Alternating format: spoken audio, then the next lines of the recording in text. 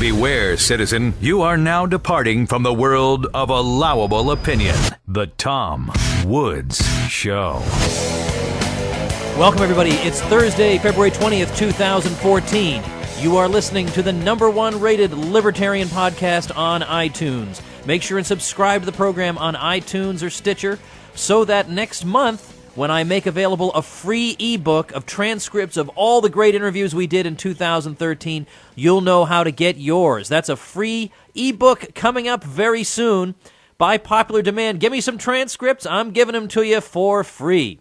Today we're talking Bitcoin with our old friend Erik Voorhees. We're talking about Bitcoin because lately there's been a lot of news about Bitcoin that hasn't all been positive. And I'm a sort of amateur. Well, in fact, I don't think I even qualify as an amateur when it comes to Bitcoin. I'm trying to learn, but I think of myself as a Bitcoin sympathizer. So I wanted to bring on my friend Erik Voorhees to help sort out what's going on. Erik is a longtime Bitcoin entrepreneur. He's been there pretty much from the ground up. And so I'm very glad to welcome him to the program once again. Erik, thanks for coming back on to the Tom Woods Show. Thanks for having me. All right, I've got a lot of items to talk to you about, and they're mostly negative about Bitcoin over the past month or couple of months since we spoke last time, and I want to give you a chance to talk to my listeners and explain what's going on and try and make sense of everything. So the first thing I think that has to be talked about, obviously, is what's going on with the Mt. Gox situation. Can you explain what it is and what's happening there? Yeah, so Mt. Gox was the largest Bitcoin exchange for a long time. It was really the first big Bitcoin exchange in the world and sort of dominated the market. Over the last 9 months, it's sort of been on a slow decline. But they've, for a long time, had withdrawal problems, and mainly these were regarding fiat. So if you had dollars in the exchange and you were trying to send those back to your bank account, it would often take many weeks or even a few months to get those funds. So that was all very obnoxious and annoying, but people put up with it.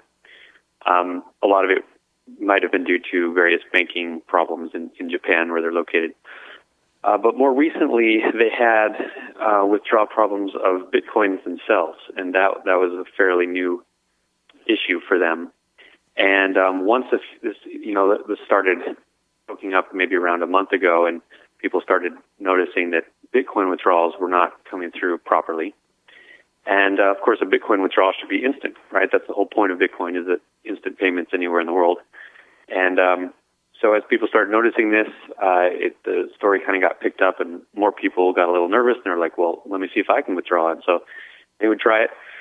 And ultimately it created sort of a run on the bank, so to speak, and lots of people were trying to withdraw Bitcoins, and they were just all failing. All the transactions were failing, and people couldn't get their coins out.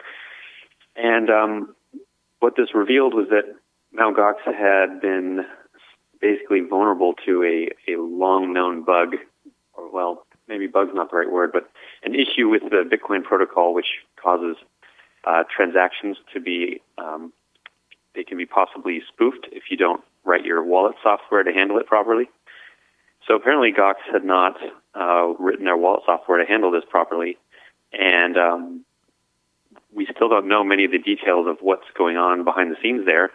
But as of now, and for the last 7 or 10 days, people have been unable to get their Bitcoins out.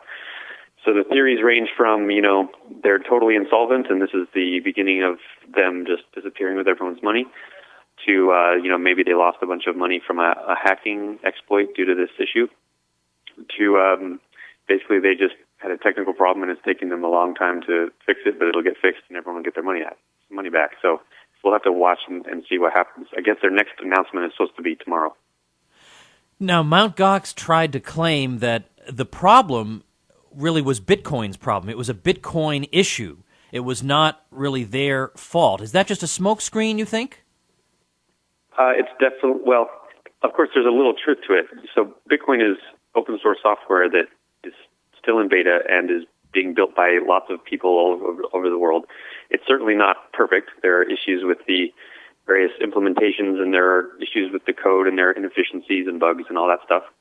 In general, it works very well almost all the time, but there are certain things that are known known issues that you should take into consideration when you're writing software for Bitcoin.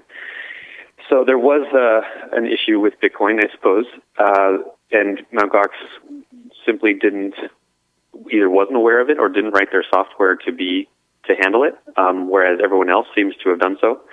So them blaming Bitcoin doesn't go very far when all the other exchanges have come out of this without problems and are still processing withdrawals. So I don't think people give much credibility to Mt. Gox's argument. I mean, they mainly seem focused on putting blame elsewhere instead of taking responsibility for the fact that this bug has been known about for years, and they just never took action to resolve it. All right, let's shift gears a bit and talk about this distributed denial of service attack that just over the past week or so, I guess, that hit Bitcoin, and we got some quotations here from Blockchain's chief security officer saying that the attack was massive and concerted, with parallel transactions being executed to create a, quote, fog of confusion. Now, first of all, can you explain, because a distributed denial of service attack, like I had one of those hit my website, so are you able to explain first to people what that is? And then secondly, why is this not something that would make somebody say, look, Bitcoin is just too risky for me to be involved in? I mean, look at what's going on here. Right. So a standard distributed denial of service attack usually refers to a website that is coming under a huge load of traffic from often botnets or various computers around the world. And the intention is to overload it with so much traffic, so many data requests that it just can't process them all. And legitimate users get blocked out of the site because the site just can't handle it. So those happen all the time in the world of the internet. This recent denial of service attack on Bitcoin, I'm not sure if I would call it a denial of service attack. It sort of had that effect, but it was more about it was an attack trying to exploit this vulnerability, this issue that was sort of brought to light in the Bitcoin code. A lot of people already knew about it, but this Gox thing popularized it. So I imagine that every hacker around the world is like, hey, I'm going to see which Bitcoin services around the world are vulnerable to this. And so they started creating all sorts of transactions and just going crazy to try to exploit this problem. Of course, it doesn't seem to have affected anyone other than Gox. So I think the important lesson isn't that Bitcoin is so vulnerable and doesn't respond to these problems and has all these issues, and therefore you can't trust it. I think the opposite lesson is actually important. It's that as these problems get discovered, attacks happen on the Bitcoin network, and throughout all the various attacks that have happened over the years, the Bitcoin community pulls together, figures things out, makes the software better, and the Bitcoin afterward is a stronger Bitcoin than the Bitcoin before.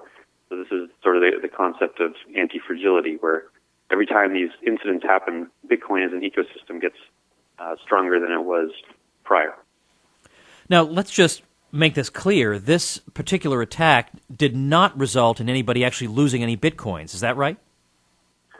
As far as I'm aware, there have not been any reports of services that have lost Bitcoins. That doesn't mean some haven't happened, and it's possible that in some cases where coins were lost, the company or exchange is just going to cover it out of their own pocket. So it might not ever be public. We don't know if Gox lost money from this problem that was happening. They haven't really been very open in their communications. So that's really the big question is, did Mt. Gox lose a bunch of money from this exploit? And we really don't know it. But there have not been like users who have lost their money from various websites. So it seems to have been pretty well handled by people. All right, yeah, I was just referring to a quotation from somebody at the Bitcoin Foundation saying, "This is a denial of service attack. Whoever is doing this is not stealing coins, but is succeeding in preventing some transactions from confirming. It's important to note that DOS attacks do not affect people's Bitcoin wallets or funds." So you think maybe are they reassuring people perhaps too much? No, it depends. So if you have your Bitcoin stored in your own Bitcoin software on your computer, this attack was totally irrelevant for you. It doesn't do anything. It's not like someone could pull the coins out of your account and you you open your computer the next day and you discover the coins are gone. Because I see. Okay, I get it. So people don't need to be worried in that way. However, if you have your coins with an exchange or with an online e-wallet, and this bug is allowing the attacker to pull Bitcoins out of that exchange, like for example, if they're pulling Bitcoins out of Mt. Gox without Mt. Gox understanding that, Mt. Gox might be losing Bitcoins, even though all the user balances would be the same. So then that would put Mt. Gox in a bad situation of having to cover all that loss, or just admit insolvency and disappear. So we have no idea. Mt. Gox may not have lost anything. They may have lost a bunch of money. We really don't know. But one of the important lessons is, as always, if you keep your money with someone else, you are at risk of any vulnerability that someone else has. So, for the convenience you get of keeping your Bitcoins in an e-wallet, you have the risks associated with that e-wallet and that company and all that implies. So Bitcoin users really need to be very careful and responsible with their funds, and large amounts of money, they should not be leaving it with people that they don't trust. And certainly Gox has not engendered trust at all over the last few years of its existence. All right, speaking of the Bitcoin Foundation, tell us about what happened with Charlie Shrem. I'm not going to comment on that case. Okay. But there are there's certain fallout from this. Like I read in the New York Times that they're claiming that this is going to lead to greater regulation of firms that are involved with Bitcoin and so on and on. Now, you get this argument all the time, right? That people saying that the governments are going to try to crack down on Bitcoin, and then Bitcoin supporters respond by saying, well, they can try, but good luck trying. But couldn't they nevertheless, though, cause a lot of headaches for Bitcoin exchanges? Couldn't they? I mean, isn't there something that governments could do to gum up the works in that way? Yeah, and again, here it's very important to understand the difference between the Bitcoin network, the Bitcoin protocol, and actual Bitcoin companies and people using it. The key point with Bitcoin is that because there's no company behind the protocol, the protocol cannot be regulated. So any rules that come down from politicians in whatever jurisdiction, the U.S. or otherwise, there's no person in charge of Bitcoin that can comply with those. So Bitcoin does not care about regulations, and it cannot be regulated. That is not the same as saying that the companies that are involved in various Bitcoin services cannot be regulated. They certainly can. And indeed, you see companies in the U.S. that are involved in Bitcoin are going to have to comply with all the various laws of the U.S. government, or else they risk prosecution. So you have to sort of see it in this kind of dual light, where the protocol can't be regulated and doesn't answer to anyone, but individual companies in whatever jurisdiction they're in will have to. Erik, I want to run by you a story that appeared in Business Insider, and I'm sorry it's all so negative. Like I'm not doing this on purpose, but I feel like I want to know what a Bitcoin expert like you, how a Bitcoin expert like you responds to some of these news items that a lot of us are reading about. So that's why I want to have you on. You're the best person I know of to deal with all this, and I just want to throw at you everything there is and see what comes back. So there was an article on Business Insider, which I always take with a grain of salt, but the suggestion of the article was that what's going on here is that there's a kind of civil war emerging between the earliest Bitcoin adopters, who tended to be hardcore libertarian in their political views, and now what he's calling a more moneyed wing that sort of relative latecomers to Bitcoin who see that there's money to be made here, and what they want above all is respectability. And if that comes at the price of agreeing to various types of regulation, etc., then that is a price they are willing to pay, and frankly, they are not interested in and are kind of amused by the sort of anarcho-capitalist libertarian wing of Bitcoin. Have you encountered any of this, and do you have any comment on that? Yeah, so of course, as Bitcoin grows from a little niche thing carried out by anarchists in their basements to the dominant global financial system that many of us think it's destined to become, it will necessarily start including larger and larger swaths of the population. And that means that the sort of early ideology of many people who got involved will not be present in the later adopters. So there's nothing strange or unusual about that. Indeed, it should be expected. This is not a currency for libertarians. It is a currency for everyone on the planet.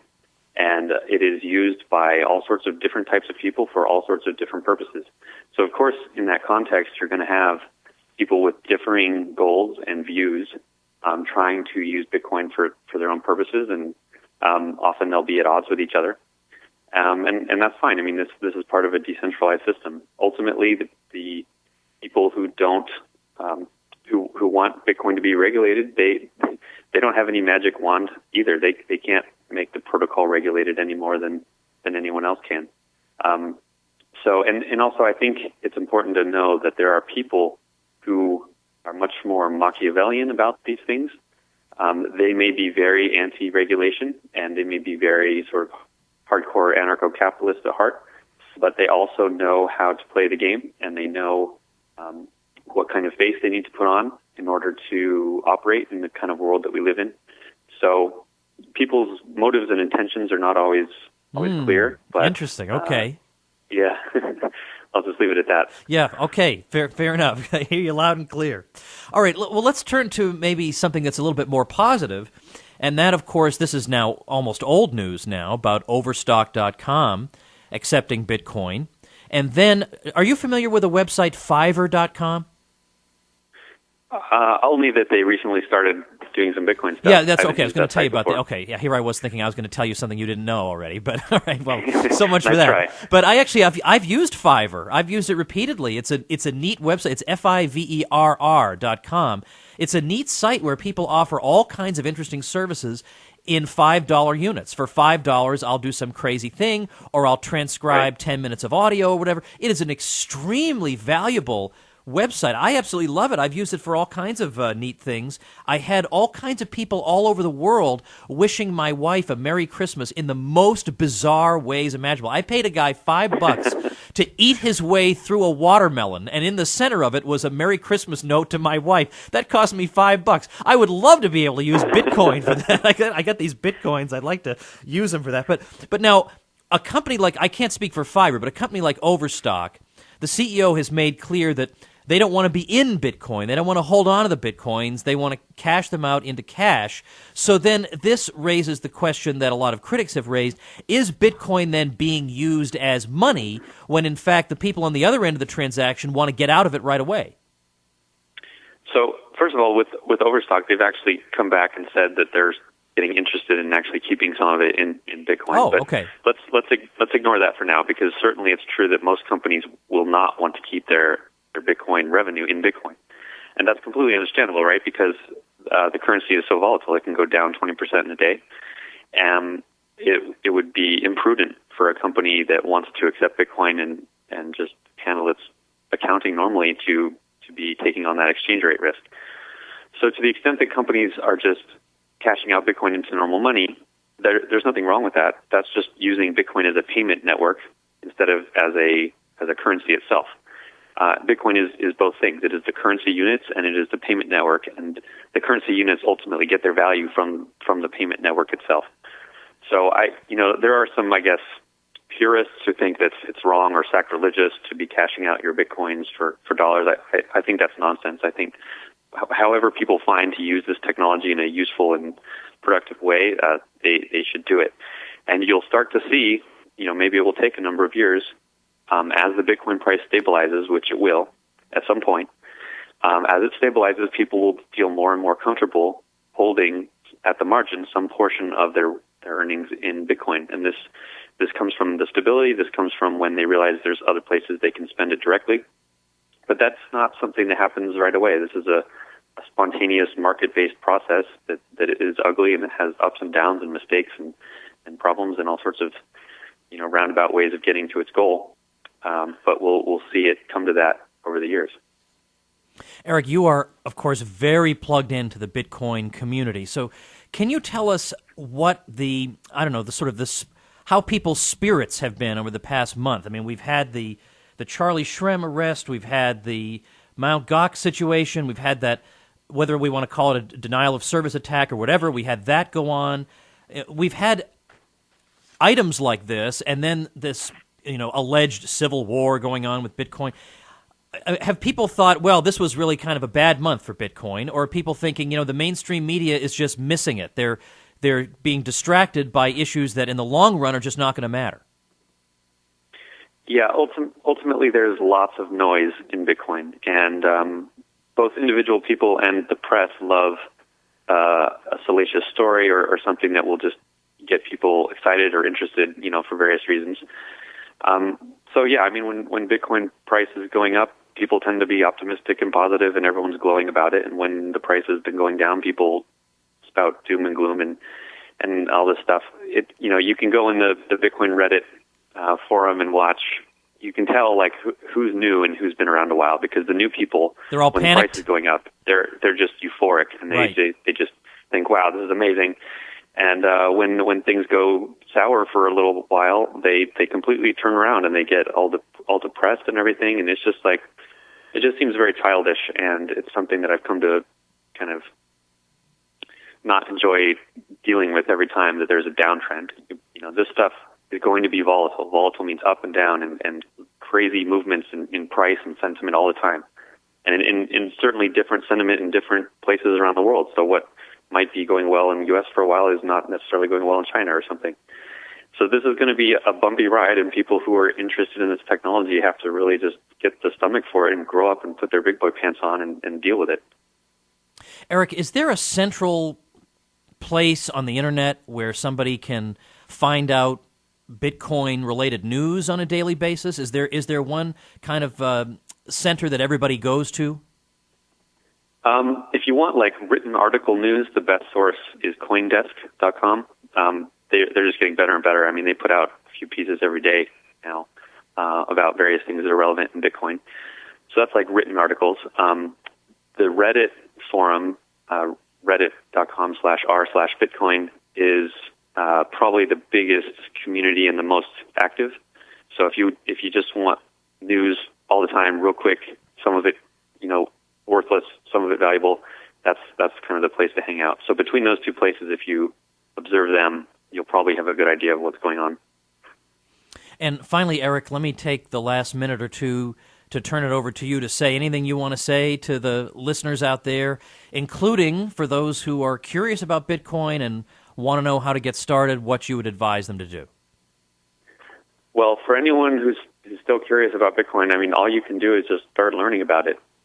Don't put money in that you can't lose. Understand how risky and crazy this stuff is, but also understand how if it works, it will absolutely change the world, and it's probably a good idea to at least understand what this is. So just educate yourself. Spend an afternoon learning about it, and you'll probably get hooked and fall down the rabbit hole. Erik, I don't want people to think that I'm not promoting you adequately. I always promote the guests, and I direct people to websites and books that they've done. But I know that you just want to represent sort of yourself and not any affiliation you have with anything. If there's anything you want me to plug, I'll do it. Otherwise, we'll say goodbye until next time. Yeah, I think we should be good. Just rather not promote anything right now. Just happy to be on the show and talking with you. And we'll try and link to your Twitter account in the show notes so people can follow you if they want to get some interesting tweets from time to time. So I appreciate your time. I mean, as I say, I accumulated all these stories. I wanted to have you on to just sort them all out for an amateur like me to try to understand what's happening, and I appreciate your doing it. Thanks a lot. No problem. Thanks, Tom. All right, everybody, a couple quick announcements. First, make sure and follow Erik at Erik Voorhees. So that's on Twitter. That's ErikVoorhees, at Erik Voorhees. That's him on Twitter. If you enjoy this program, we accept donations in Bitcoin at TomWoodsRadio.com. And if you want to learn real history and economics without all the pro-government propaganda, you can do so in courses you can download and listen to in your car that are taught by me and by people I trust over at LibertyClassroom.com. And you can pay in Bitcoin. How about that, at LibertyClassroom.com. Tomorrow you guys are in for a treat. One of my favorite writers of all time will join us. Bill Kaufman. If you don't know Bill, as I say, you're in for an incredible treat. He is such a great guy to listen to and talk to. And, of course, even if you do know Bill, you're also in for a treat. So join us then. Make sure you subscribe to the show. Don't miss an episode. We'll see you tomorrow. The Tom Woods Show.